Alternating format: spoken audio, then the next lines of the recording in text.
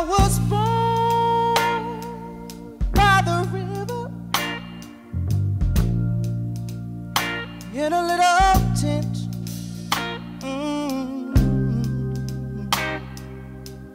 Like the river I've been running ever since. It's been a long time coming, but I know change gonna come.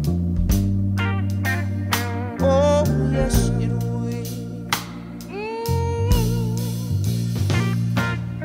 It's been too hard living,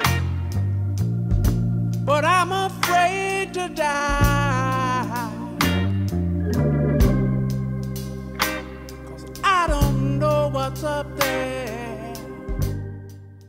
Welcome to our Equity, Educators, and Workforce Transformation, the 8th program in an ongoing series to encourage understanding and discussion about the legacy of race and ethnicity in America and how together we can make changes now to create a just and equitable future. Before we get started, I'd like to thank our many community partners, FaithBridge, Center for Innovation for Community Innovation and Impact, as well as our sponsors, the National Endowment for the Humanities, the Durango Herald, Ground Floor Media, and Center Table, Tate Law, and Arapahoe Libraries. I'd also like to recognize the Colorado Humanities Board of Directors and our staff that are on Changing the Legacy of Race and Ethnicity Committee. And a special thank you to Colorado Humanities staff, Linnea Butler. Can we just give her a hand? And our amazing executive director, Maggie, for their commitment to delivering this important programming. It's now my deep pleasure to introduce Dr. Janiece Mackey, who is a wife and a mother of 4 children. At 25 years young, she created an organization entitled Young Aspiring Americans for Social and Political Action, YASPA, that endeavors to help youth reclaim academic, civic, and career spaces through race-conscious leadership and transformative organizing. Due to her converging interests in education and policy, she identifies as a Black race scholar activist. She has published many articles and chapters regarding race in education and public administration spaces. She is an Equitable Futures postdoctoral research fellow. She co-edited the book Black Girls Civics, has been an ethnic studies and political science adjunct faculty, and earned her PhD in higher education with a public policy and curriculum and instruction emphasis at the University of Denver. She desires to deepen, further develop, and expand healing praxis for more Black, Indigenous youth, and professionals of color within public administration spaces. She believes that those who commit to transformational justice and racial equity must validate and innovate academic, career, and civic experiences that sustain, retain, rejuvenate, and minoritized youth and young professionals. Without further ado, I get to introduce to you my friend. I tell people I'm cool because I hang around smart people, Dr. Janiece Mackey.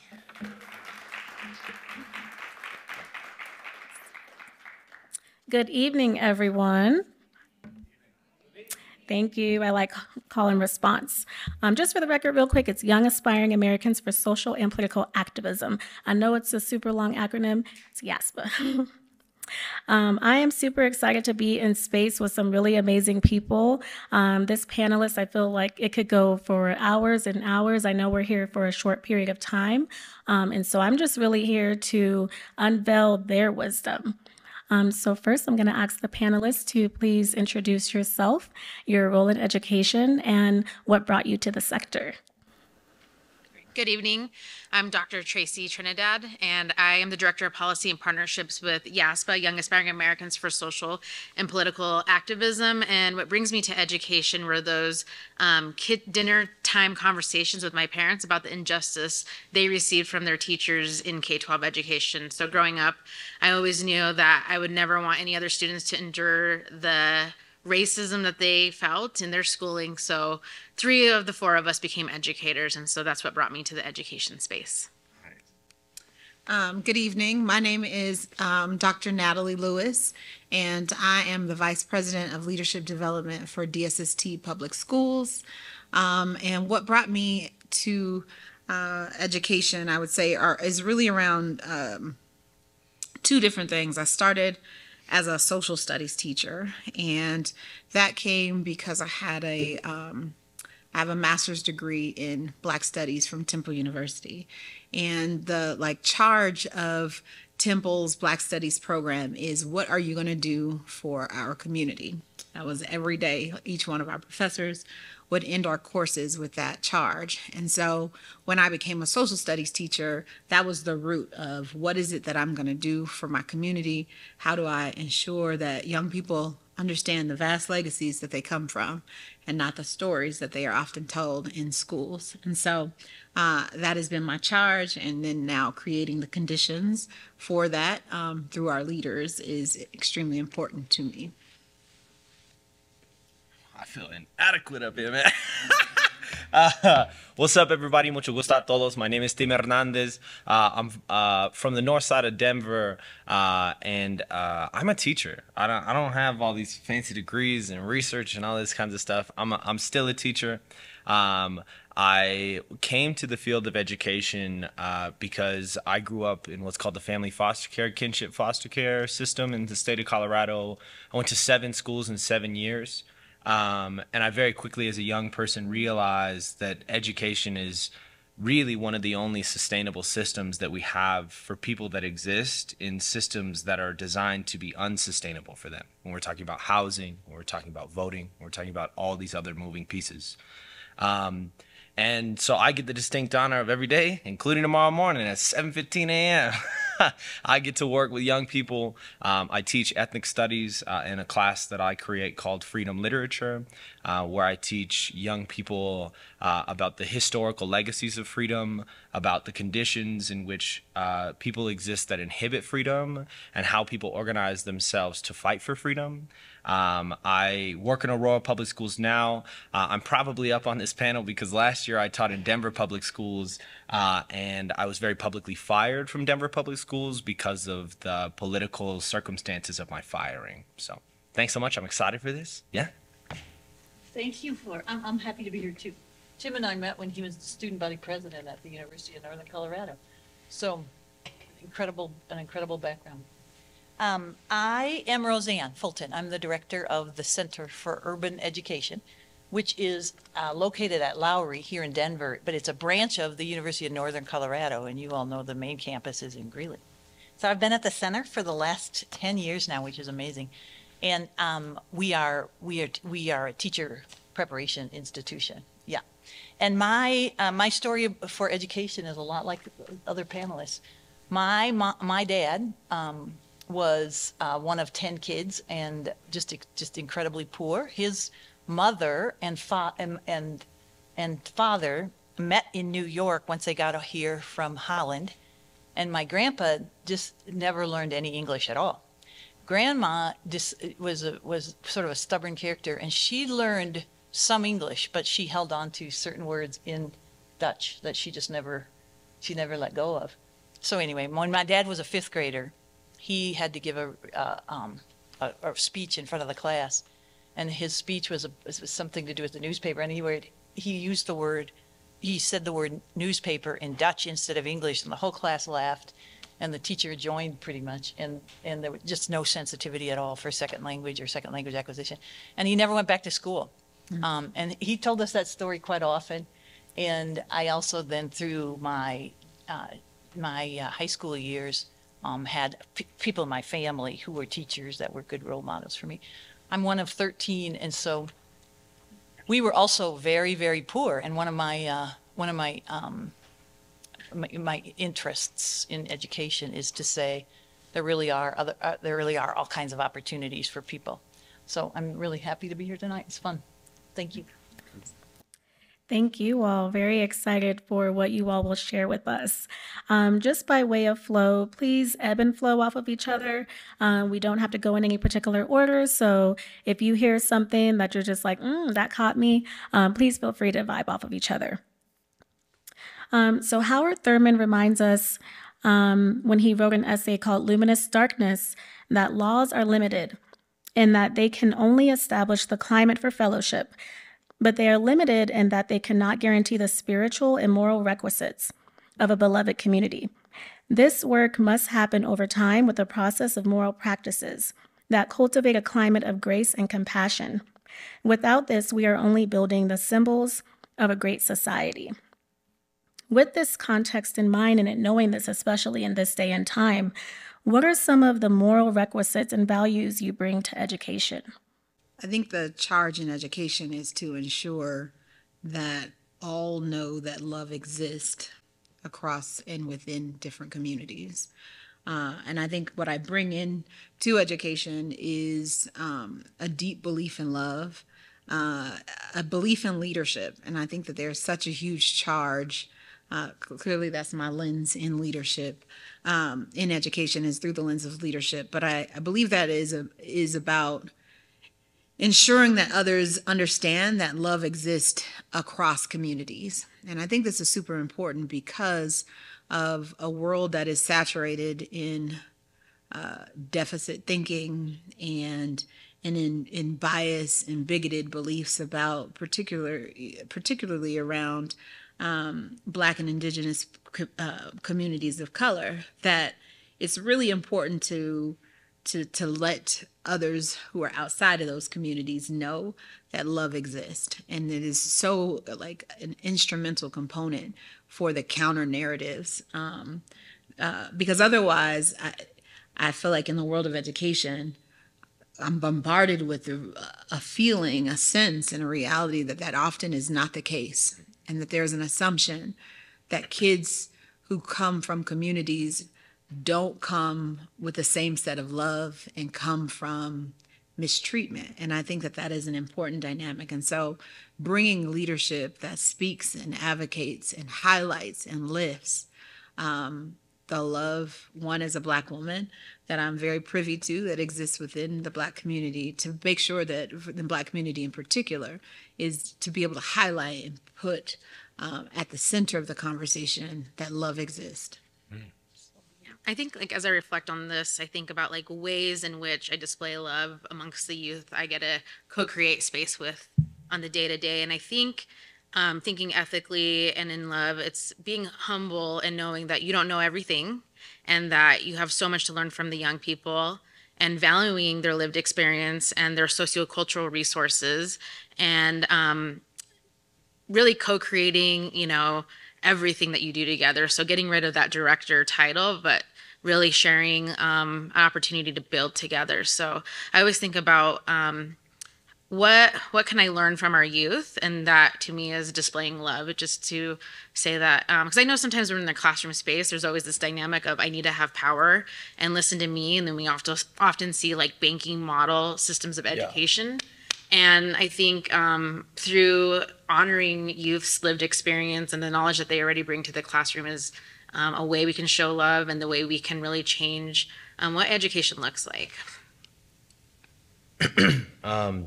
I appreciate it that you said banking model. Word to Paulo Freire, if you have not read Pedagogy of the Oppressed, foundational components of education exist to perpetuate a political reality that shows up outside of the classroom, right? Like, schools are not they are not digested politics that exist in communities. Schools are direct reflections of those things, right? Inequity exists in schools because there is an inequity in the world. And so I think love is foundational. And I also think a part of that foundation that I think that I bring is I bring urgency. I don't think that we have the time to wait. I don't. 53% of Denver public schools students look like me. They're Latinx, Chicano, whatever word you would like to use to prescribe to my community. 55% of Aurora public schools. The average age of a Latino in the state of Colorado is a school-age child. And so what that means when we're talking about the foundation of education, yes, love is seminal to that. Urgency is also seminal. We can't wait. Nobody's coming. Nobody. We're all we got, homies. Like, legitimately, when we're talking about, like, we have to do that. We're the only people that can save us. And so I think that that's what I bring to education, is an urgency that we have to do something. If we're not happy with it, it's not enough to not be happy with it. We got to throw something in.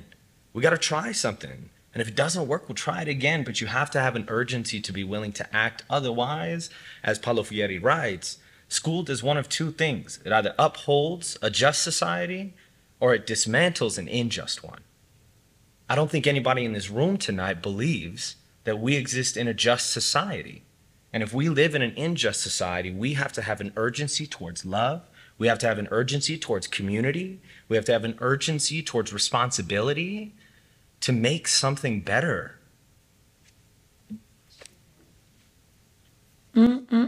Yes. So with that in mind, let's really think about honoring agency amidst systems and structures, right? Oftentimes when we think about structures, we just want to cast it out, right? But we know in order to reimagine and have that love, right, there does need to be some sort of structure. So we know that schooling is reflective of the processes, policies, procedures, and politics that shape the experience of youth in education. We know that youth, families, and educators, we're all facing systems fatigue, quite frankly, particularly schooling fatigue. With this in mind, what about schooling would you do away with to provide a more humanizing schooling experience for youth and families? And I would say with youth and families. What would I do away with in the education system? I'm a practicing teacher, so I got a long list, all right? Standardized testing, standardized education, you feel me? No child left behind. We got all kinds of policies and laws. And I think when I think about what I would do away with in education is I think I would do away with the foundational nature of education as separate from community. Right? I love this video of Tupac Shakur. I don't know if you've seen it before, where he talks about his philosophy of education, how he thinks that actually there should not be a state board of education, that every community should be able to self-determine their own objectives for their own community's education. And I believe in that model. I believe in models of community control.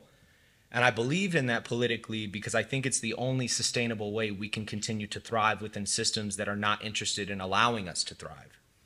And I think, more importantly, about what I would do away with an education system is anything that is not determined by a community, right? Schools don't serve principals. Schools don't serve me, teachers. Schools don't serve anybody except for students. And students are connected to families. If families and students do not want something in their education, it shouldn't be there. I understand people's appeals to things like a national standardized education. I understand people's affinity for standards and making sure that our students can perform well. I agree. It's not to say that I'm not interested in that, but to place the idea that standardized education and the needs and wants of a community are diametrically opposed is to say that communities cannot thrive academically on their own, separate from the systems that we exist within. And I don't think that's the reality. Standardized education, as we understand it, has only existed for the last 20 years, 30 years. For a long time, we were educating without teachers having to do SLOs and language objectives and all these other things. And it's not to say that those things don't have their place. I believe in students owning their own understandings in the classroom. And part of that is giving them shared common knowledge in linguistics, right? That means standards. We have to get everybody on the same page. But what I think is we have to do away with the idea that what we learn in a school and what we learn in a community are not the same thing. Because I think that they are. And it's the only way that we can sustainably build scholars in a school that go back to our communities and create more scholars in our communities.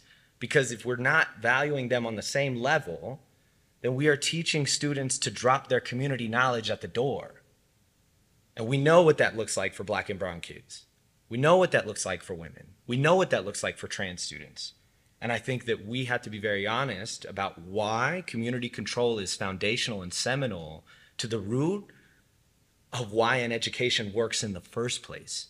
Education doesn't work because of standards. Education works because of community.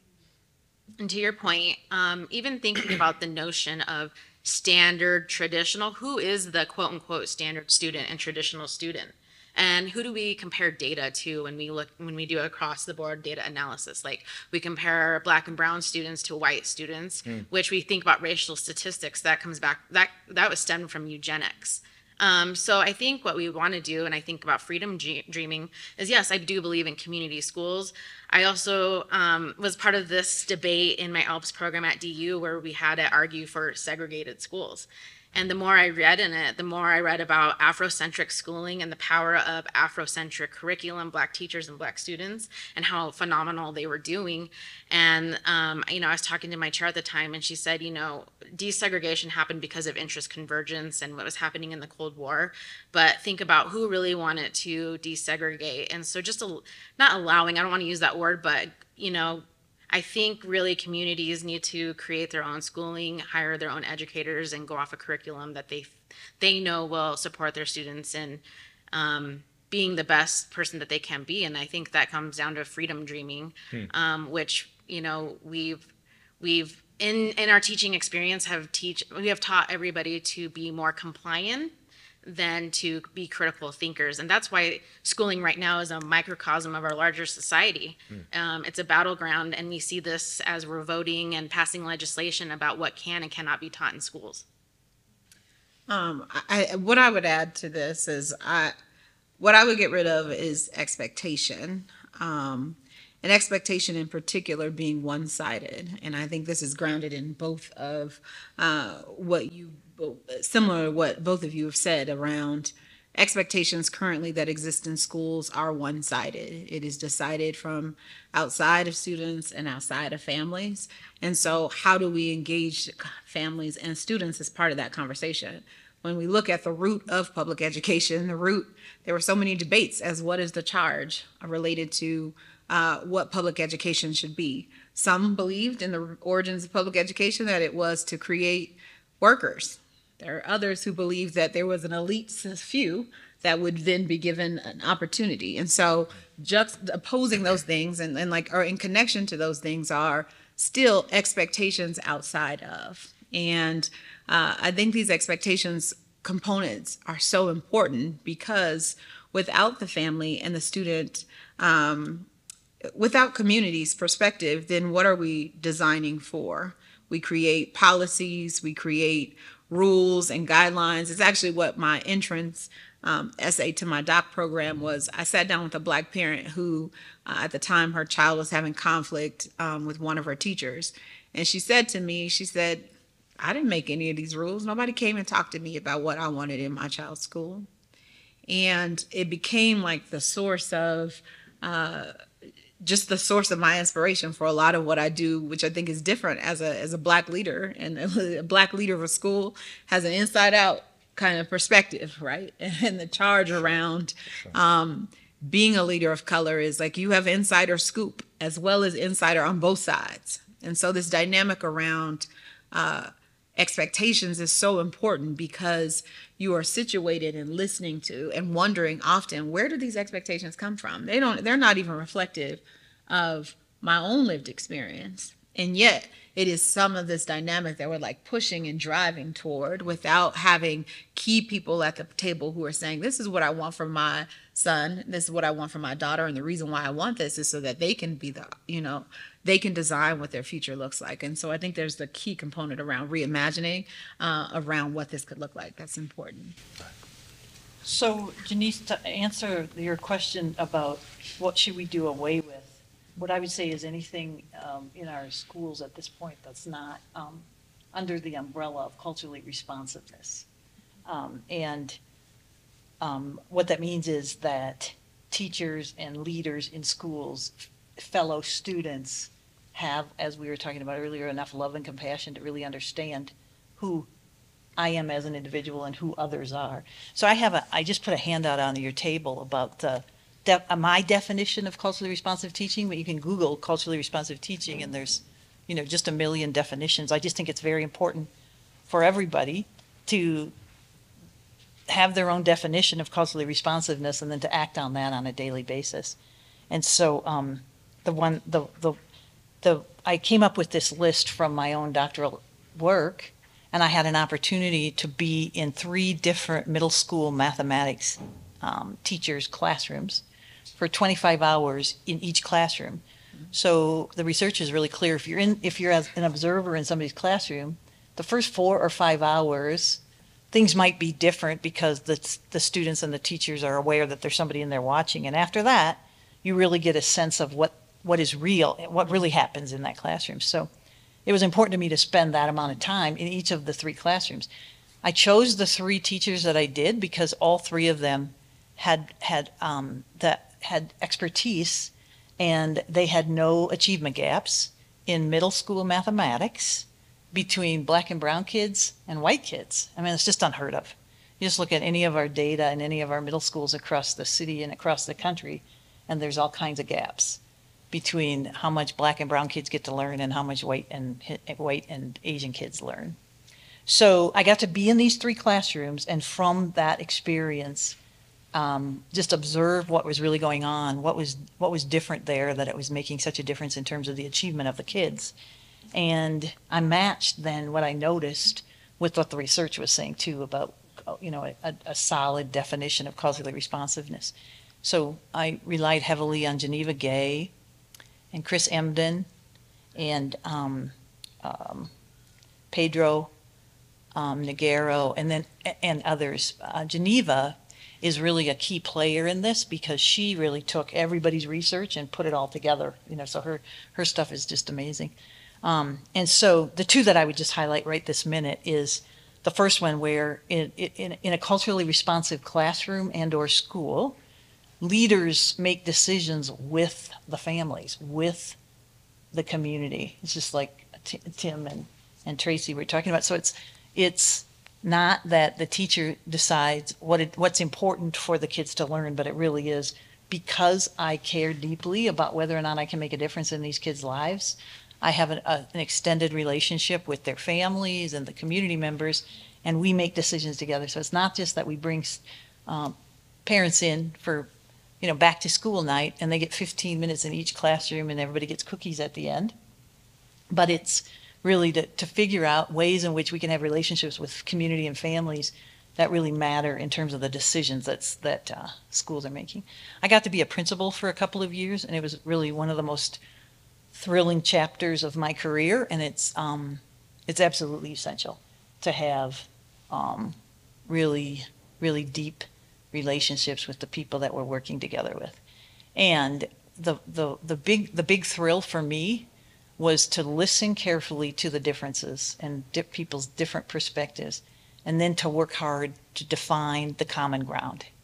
Because if we know each other well enough, then we can come to some place that we agree on will be important for all of us to work together on. And that it was happening in each of these 3 classrooms every single day, where kids got to be kids got to be free, kids got to be, in touch with who they are and what they liked and what their interests were, and they were learning, mathematics at a very deep level. It was really very, very thrilling to watch that. The other one I'll highlight, and I promise I'll shut up, is the sharing power. And we're at the Center for Urban Education right now. We read books together, and the one we're in the middle of at this point is Not Light but Fire by Matthew Kay. And I don't know if you guys have seen this one yet, but I read ferociously, and this one is one of the most important books I've ever gotten my hands on, because he talks carefully about, how can we have, conversations, substantial conversations about race and culture and ethnicity and differences in a way that is transformative, that makes a difference, that causes us to behave differently because of our understandings. And his writing is exquisite. If you go home tonight and buy the book, start with chapter 8. It really is beautiful, because he's in a really cool school that's very, very children and community centered. And he writes about the day after Trump got elected as our president for the first time. And it's really, really powerful, because there were students in the school that were really, just physically upset about Trump's presidency. And there were other kids in the school that thought it was the best thing that could ever happen for America. And so how do you manage that? And his point is, if we work hard enough to manage those kinds of conversations in schools, then we can hope to influence the world outside of schools too. It's cool. So that whole idea of teachers, and really the other panelists are talking about it too, is sharing power with the people that we want to serve. Lovely. So I definitely want us to pivot away from whiteness really Please. quick. So, so with that in mind, you know, Dr. Trinidad, I know you talk a lot about like a resistance framework that you created in your dissertation. Dr. Lewis, Black Studies, Senor Hernandez, really thinking about youth at the center, right, and agency with regards to learning and culturally responsive education, Roseanne. So with that in mind, when we discuss race in education, it often pivots to a centering of whiteness. Rather than focus on whiteness, I want us to hone in on cultural capital and Black finesse, which is often invisibilized in these conversations. So without giving any Underground Railroad strategies, what are some moments that you have witnessed cultural capital and Black finesse at work in your own tenure in education? We just graduated an African-American male who is now teaching in one of the elementary schools in Aurora. So he just started this fall. And when he came to our center, he was the security guard at one of the middle schools in Aurora. And he didn't think he had enough money, and he didn't think he was smart enough to go to college. He had been to college 2 different places and just didn't like it. He was smart enough. He got good enough grades, but he just didn't like it. He wasn't engaged. So when we talked about coming to the Center for Urban Education and an opportunity to become a teacher, he was hesitant again because he was worried about the money piece of it, and he was very worried about whether he was smart enough or not. Anyway, he completed his degree in just 5 semesters, because one of the things we do at our center is be sure that people can complete their degrees expeditiously, so we don't waste time on classes that students really don't need, but it really is focus and get the degree done. So now he's teaching, and he just came back for a panel presentation a couple days ago. And he said, I didn't believe how much the Black boys in schools need Black men in leadership roles in schools. And he said, there's Black kids in the school that I'm at, they don't even know my name. But when they see me in the hall, they're like following me down, and following me down is like a parade, because they don't have enough Black men as role models in the school. And to listen to him and the transformation that he's made in just 2 years, and his plans for where he's going for the next 10 years, it just is really so significant for our success in our schools. When I think about my time as a practitioner in K-12, I don't think that I ever truly witnessed cultural wealth being honored and celebrated until I got into the nonprofit sector, YASPA.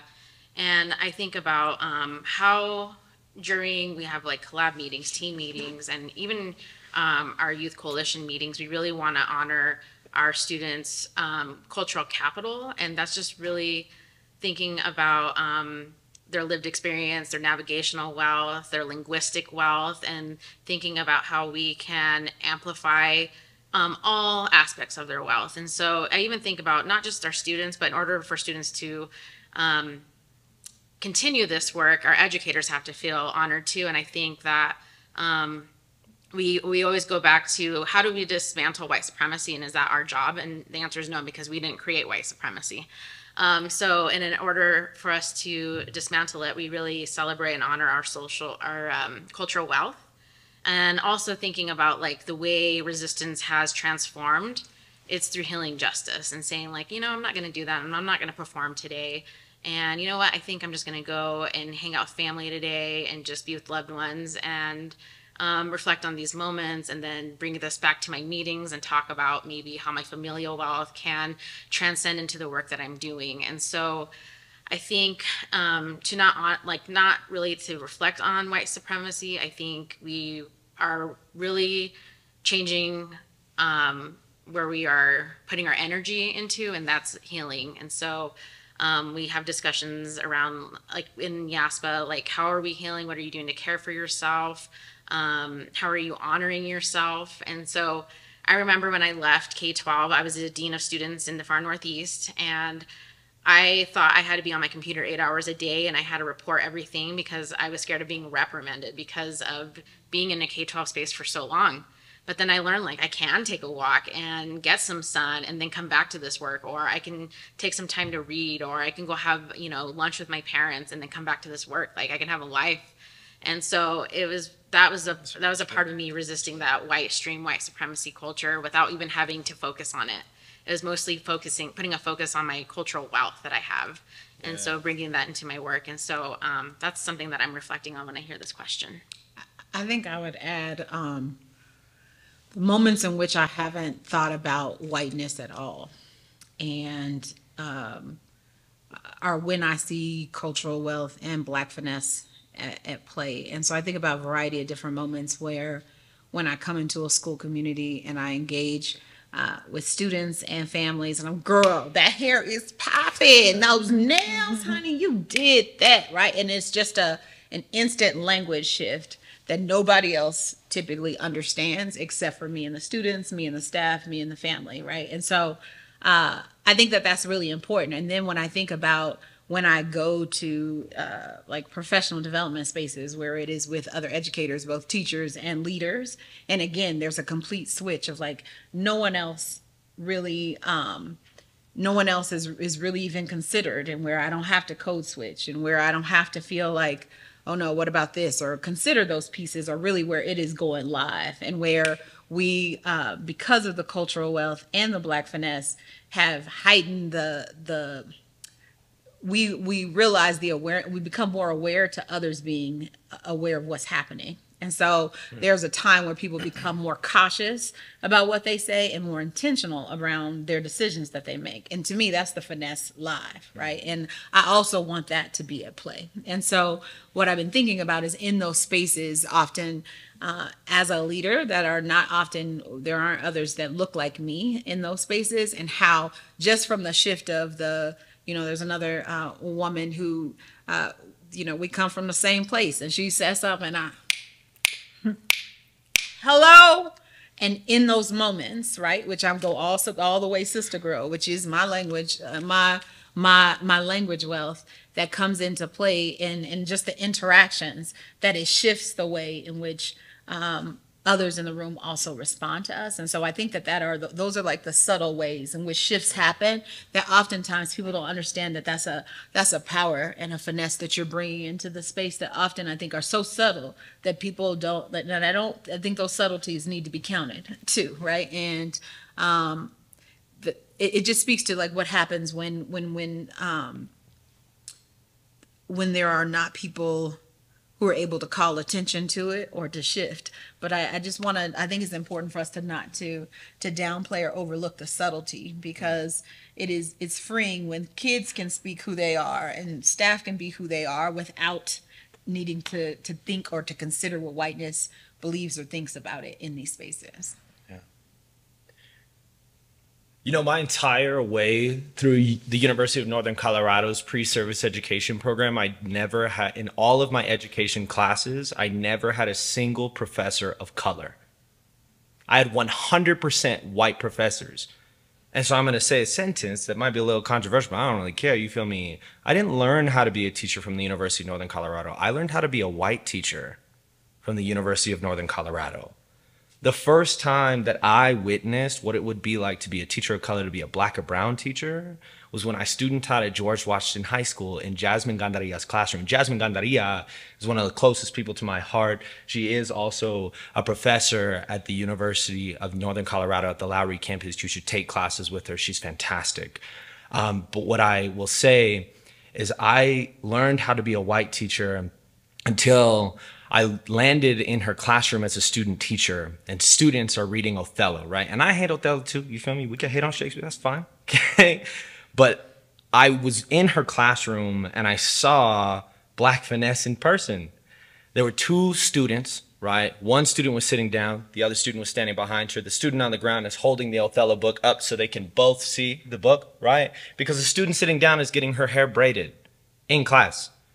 And as they're reading Othello, right, they're talking, yada, yada, yada, right? They're reading through the scenes in their partners like they're supposed to, and they're just braiding each other's hair. And as they're doing it, I walk by and I hear a student go, man, bro, like, Iago's a snake, huh? And the girl sitting down goes, "On God." And it was Black Finesse. And that's only cultivated when we create spaces for cultural sustainability in education. I'm going to be real with you. Culturally responsive education, a lot of people believe in. I don't believe in culturally responsive education. I believe in culturally sustainable education. And there's a key difference, because culturally responsive education affirms the idea that culture and education are two separate entities that must respond to each other. I believe that if majority of students of color in the United States as of 2018 are students of color, if majority of students in Denver public schools and Aurora public schools are students of color, we're not interested in culturally responsive education. When we talk about centering whiteness, it shows up in language. Who is responding to a culture that is not theirs? We're centering whiteness because 80% of teachers are white. I believe in culturally sustainable education because students walk in with culture. If it disappears, that is the responsibility of an education system. Subtractive education is a real thing. Education is not just what do we put into our students. Education is also about what do we take out of them. And if we are not actively sustaining a student's culture and we're just responding to it because an institution and culture are separate even in our language, then we're not doing anything than perpetuating a system that is not interested in responding to the culture in the first place, because if it was interested in responding to a culture, it would be interested in sustaining it. Students deserve to have their cultures represented in the classroom, and that's beyond reading Black books. You have to center cultural knowledges, cultural expression, cultural ways of moving, thinking, epistemologies. All of those are part of the pedagogy that is urgent right now. Majority of kids look like me. They look like the panelists. It's not a question of if, it's a question of when. When are we going to stop centering whiteness in our language, in our epistemology, in our pedagogy? Because until we get to that point, then we have to have very honest conversations. And I didn't get that opportunity until my last semester at the University of Northern Colorado, where I was at George Washington High School, and Jasmine Gandaria was not even my placement teacher. She was just a Latina teacher who took me under her wing. I think that every teacher deserves pre-service education, especially pre-service teachers of color deserve education that teaches them about how to sustain culture in the classroom, because if we are given tools and resources to sustain culture in the classroom, those are inherent resources to sustain our own culture ourselves. And if we have both of those, then we're talking about a transformative change. We're not talking about reaffirming a system because a system is just responding to the cultures that show up in their room. The culture is already there. Our job is not to respond to it. Our job is to sustain it. I like what you said about that too. We have young people who often say too, like, yeah, I don't need people to respond to my brownness or my blackness. I need them to affirm it and acknowledge it. And so I like what you said, because it just reminds me of, you know, what our youth researchers have said before, that we need culturally affirming and culturally sustaining. Yeah. And I would also say that's what's driving educators of color away. Absolutely. Because the ability to have to constantly be trying to shift between the two and to not be sustained, to not feel whole, is due to this centering of whiteness in their spaces, and not allowing also as an educator your culture to sustain. Absolutely.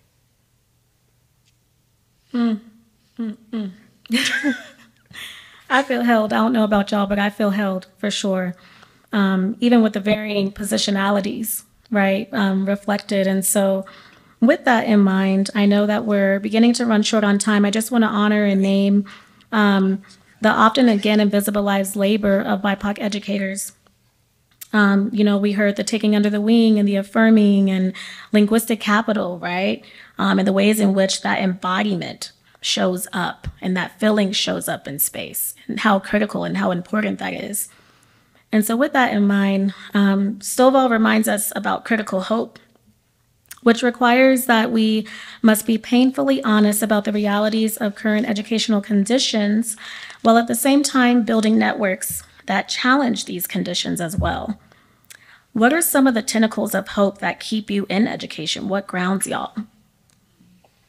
I would have to say the resistance of our young people and how it's evolved. So Yes.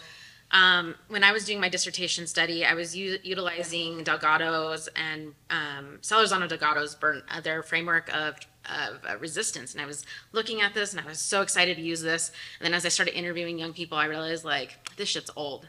And our young people have evolved in their resistance because it doesn't look like how it was born. And so I'm hopeful because youth resistance is them honoring themselves and healing, and them actually not really being scared by the tactics that have been utilized in, prior, like even in my education system of like being suspended or expelled. And so like what I loved about when I was interviewing the young people for my study is that they were discussing ways in which they are resisting, and that was through challenging many of the textbooks that were being used in their classroom, and having meetings with their principals about, hey, why weren't we asked, and surveying all of the student body and actually bringing the data to the principals and doing their own little YPAR research, without the principal even knowing, saying like, yo, this is what we want on our school grounds, and you didn't even ask us, and we surveyed X amount of parents, and you didn't even ask them, and we surveyed X amount of teachers.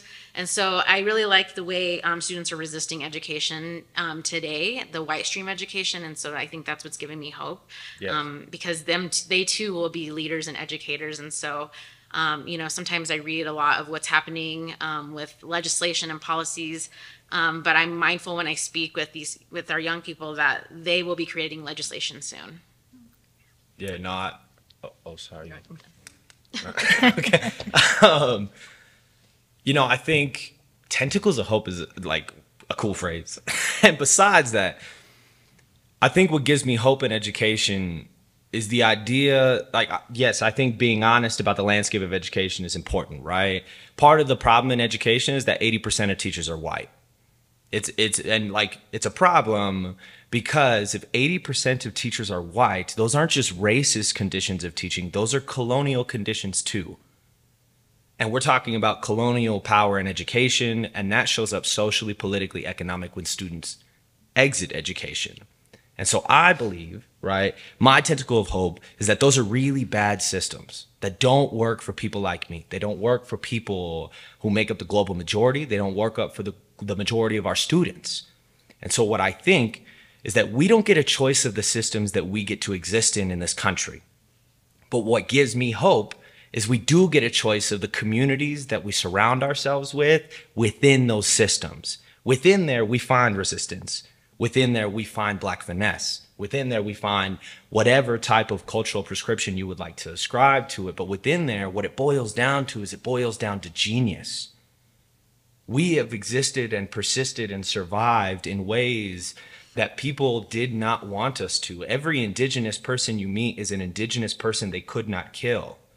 And I think that it is so formative to frame history on the side of resistance. I'm a teacher, you feel me? As the only practicing teacher up here, I'll tell you the future of education. I'm a teacher. I teach at the center. Okay. So I'm a teacher too. I'm just not in public schools. Is that what you're saying? Yes. Okay, yeah, but I'm a teacher. Yes, thank you. Yeah, 40 years. I appreciate you sharing that while I'm speaking. Yeah. As we're here, I also think it's very important that if we exist in racist and colonial systems of education, then we have to be very honest with that about what those systems are with our students. Our students are future change makers. They are going to inherit the systems that we are upholding.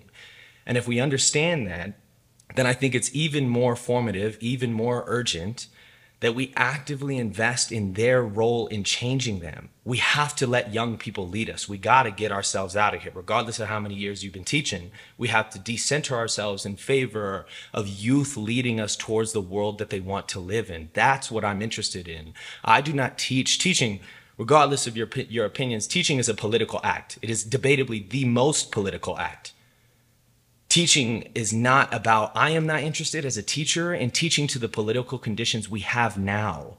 I'm interested in teaching to the political conditions of freedom that I would like us to have one day. Because if we get there, then our students might inherit something that makes them a little bit more free. And if they have something that's a little bit more free, then they might give something else. Listen, when I die, they will bury my body in the Colorado ground, and we will still have a system that is based upon racism and has colonial power.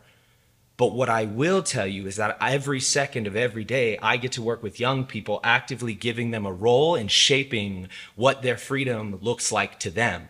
And that is the most hopeful thing that anybody could ever be a witness to. I would say that what gives me tentacles of hope is my dissertation is about Black principals and how Black principals use a racialized lens in their leadership. And so in my study, I studied Black principals from enslavement, or from the end of enslavement through now. And one of the things that at the time I was a sitting principal, I was reading stories about just like how Black principals were interacting with their communities and students. And it choked me up because here I was 150 years later, in some cases, and my practice was identical. And when I sat amongst this set of principals, and we were talking and sharing our experience, and it was identical, right, around like this dynamic. And so I just think it's important that in a world in which, you know, as a Black American and my ancestors being enslaved people, legacies of hope are what I believe have allowed us to be sustained. And so it's more than survival. And when we talk about what that means generationally, it's powerful and it's empowering, and it makes me, and I know that I'm standing here as a result of the work of my ancestors. And so when I can feel direct lineage and direct connection to generations that have come before and that are influencing my own practice, it is both hopeful and inspiring.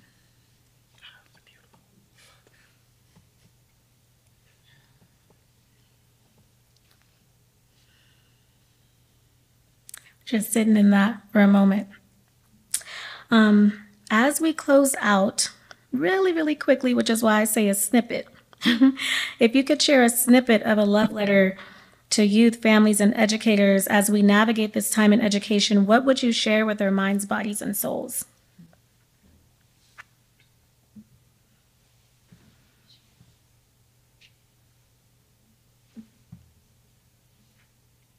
All right, so right, like, if we're writing a letter, right, dear young people of the world, right, like, dear young people who exist in our schools now and who will exist in our communities always. The ancestors that we speak about were people too. They were people just like us who inherited their social conditions just like we are, who existed in the same spaces that we are, who sat and had roundtable conversations just like this, whether it was about abolition and what it meant in 1863 or about what abolition means today. Our ancestors were people too. Freedom seems like an abstract concept. I understand that. Part of that is the role of education. It exists to make freedom and fighting for freedom seem distant from us. That's part of the reason why all of the colored images from the civil rights movement were intentionally destroyed. It's more important that we understand that our ancestors were people too.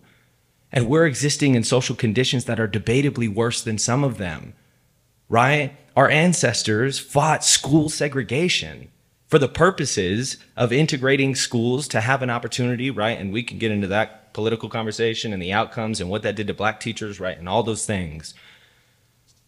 And people organized themselves and decided as people to change their social condition, to integrate schools. Schools today, because of charterization, specifically large network charters in Denver public schools, are more segregated than they were before the civil rights movement. We're existing in the same social conditions. And we're people too. Our ancestors were people too. We have the power within us to be free. We have the power within us to demand something better from what we're existing in. The question is not what do we want to do, it's how long are we willing to wait to get there.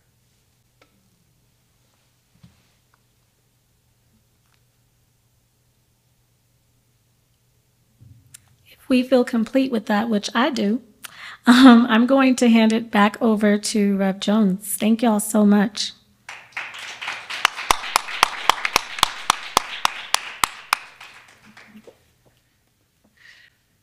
Thank you to our amazing panelists and to our amazing facilitator. Can we give them a hand again? Thank you, Dr. Mackey, Dr. Tracy, Dr. Natalie, my hermano Tim, to Dr. Roseanne. Thank you all for being here tonight. Your brilliance elevates us. And one of the quotes that Dr. King said that I hold to is that tomorrow has become today. And so all that we have hoped for, all that our ancestors have wanted, it is today, because tomorrow has become today. Thank you, panelists, again.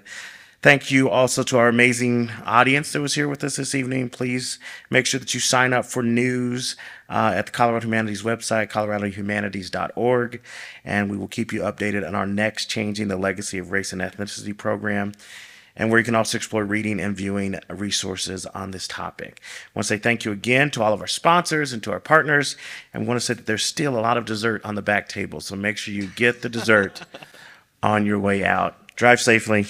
Good evening.